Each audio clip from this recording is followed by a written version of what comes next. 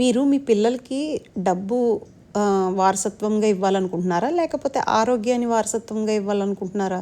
ఈ రోజుల్లో డబ్బున్న వాళ్ళు ధనవంతులు కాదండి. ఎవరైతే ఆరోగ్యంగా ఉంటారో వాళ్ళు మాత్రమే నిజమైన ధనవంతులని నేను బలంగా నమ్ముతానండి.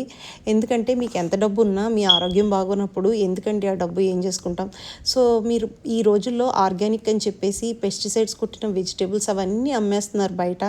వాటిని కొన్ని అయితే మనం అవాయిడ్ చేయలేము గ్రో చేయలేనప్పుడు. కానీ గ్రో చేయగలిగిన వెజిటేబుల్స్ గ్రో చేయగలిగిన అట్లీస్ట్ సమ్మర్ టైంలో మాత్రం మనం పండించుకుని చక్కగా మన చేతులతో పండించుకుని మనం చక్కగా ఇంట్లోనే వండి మన పిల్లలకి ఇవ్వడం వల్ల వాళ్ళు ఆరోగ్యంగా ఉంటారండి. ఈ రోజుల్లో బర్గర్లు, పిజ్జాలు, బయట తినడాలు ఇవి బాగా ఎక్కువైపోయినాయి.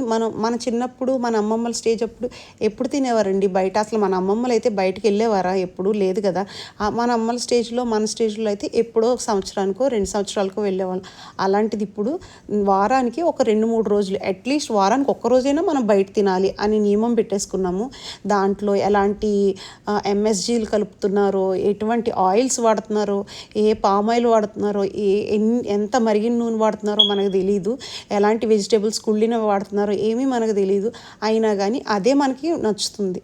కొంచెం టైం తీసుకుని వీకెండ్స్ కొంచెం ప్రిపరేషన్ చేసుకుంటే ఒక నెక్స్ట్ తరానికైనా మంచి ఆరోగ్యం ఇవ్వగలిగిన వాళ్ళం అవుతామండి.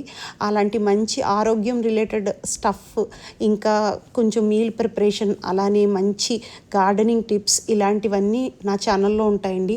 ఒకవేళ మీరు కూడా మీ పిల్లలకి మీరు ఆరోగ్యంగా ఉండాలనుకుంటే కొన్ని రకాల ఇన్స్పిరేషన్, అంటే మీకు తెలియదని కాదు, కొన్ని చూస్తే ఇన్స్పైర్ అవుతాం కదా.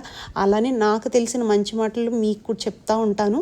నేనైతే ఏం పాటిస్తున్నానో అవి మీకు చెప్తా ఉంటాను. దానివల్ల మీకు కూడా ఇన్స్పైర్ అయ్యి నా వల్ల ఒక్కళ్ళైనా మంచిగా ఇన్స్పైర్ అయ్యి కొన్నైనా వాళ్ళ హ్యాబిట్స్ని మార్చుకుంటే నాకు అంతకంటే హ్యాపీనెస్ ఉండదండి.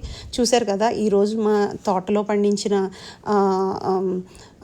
చక్కటి తోటకూరతో, ఫ్రెష్ తోటకూరతో చక్కటి పప్పు చేశానండి. దీనికోసం నేను ఏం లేదు, పప్పు ముందే ప్రిపేర్డ్గా చేసేసుకుని కుక్ చేసుకున్న తర్వాత ఫ్రెష్ మంచిగా పోపు పెట్టేసుకుని పప్పు ఇంకా గ్రీన్ లీఫీ వెజిటేబుల్స్ వేసుకున్నాను.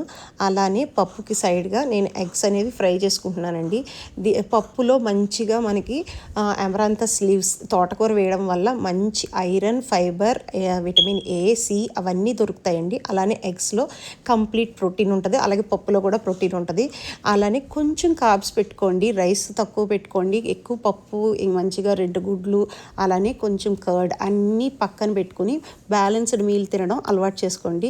అలానే మీ కిడ్స్ కూడా అలవాటు చేయండి. బయట ఫుడ్ ఎంత తగ్గించుకుంటే అంత మంచిది. ఇలాంటి మంచి రెసిపీస్, అలానే ఇన్స్పైరింగ్ వీడియోస్ మీకు కావాలనుకుంటే కనుక నా channel my simple living diaries from USA తప్పకుండా సబ్స్క్రైబ్ చేసుకోండి. అలానే నా కంటెంట్ మీకు ఎలా నచ్చిందో తప్పకుండా చెప్పండి. చూశారు కదా మా గెడ్డ పెరుగు ఎంత బాగా అయిందో. ఈ పెరుగు కూడా మనకి పిల్లలకి రోజు ఒక కప్పు ఇవ్వడం వల్ల వాళ్ళకి కావాల్సిన గట్ రిలేటెడ్ మంచి బ్యాక్టీరియా అందుతుందండి. తప్పకుండా మీరు కూడా ట్రై చేస్తారనుకుంటున్నాను. Healthy eating, happy living.